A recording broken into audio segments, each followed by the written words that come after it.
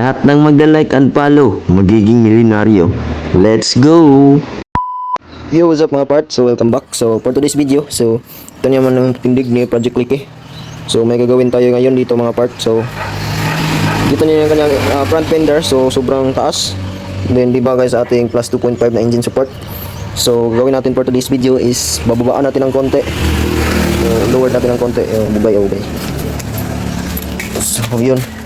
Lower siya natin ng konti. May isa dito ang gustong sumali rin. Yan.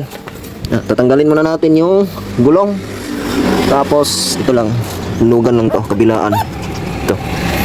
Cuman. So yun.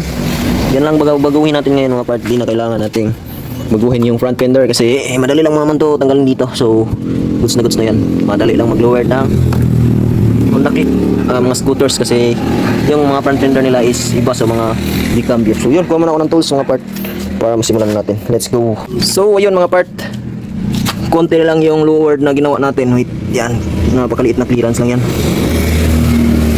So yan, nasa mga 1 inch lang. So konti lang kasi yung wait, mag-focus yung dito niya sa lagayan niya ng ECU. So tatama pag sinagad natin ng lowered. So yan, tatama dyan.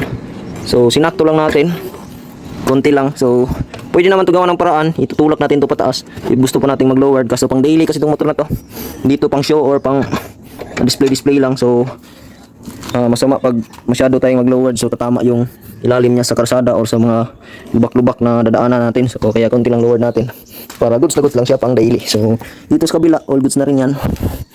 So yan, kita nyo dyan. Then syempre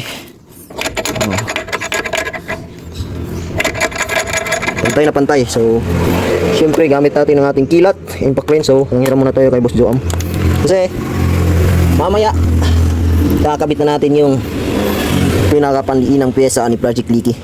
Kakabit na natin yung bomb rang seat mags kasi dumating na yung inantay natin na disc conversion for Indo concept disc saka caliper na 4-pot. So abang-abang sa next vlog mamaya mga parts. So test fit lang natin ito muna. Pahalik na ba yung gulong sa kanyang front fender? Wait lang, test fit muna mga part. So yan yung tindigan niya ngayon mga part. Medyo dumapa na ng konti yung kanyang front fender. So goods na yan. So dadapa pa ng konti pag binaba na yung center stand. So sa Indo concept naman is di naman kagaya ng mga stands na lowered, talaga na lowered. So sakto lang sa Indo concept yung pagka-lowered. Kumbaga bumorma lang yung tindig at bumagay. Yan lang basihan sa Indo concept. Syempre hindi na natin hihigpitan yan kasi titispitan natin ang Bomb X Luna. Ito na yung inaantay natin. Unbox muna natin to sa kabila nating account. So yun, dito ko naman tatapusin ang vlog na itong mga parts. So di na natin yan higpitan kasi kakabit natin ang Bomb X Luna mamaya. So yun, yan yung tindig ni Project Licky. So don't forget to like, subscribe my YouTube channel and also like my follow my Facebook page, Boss Jacob.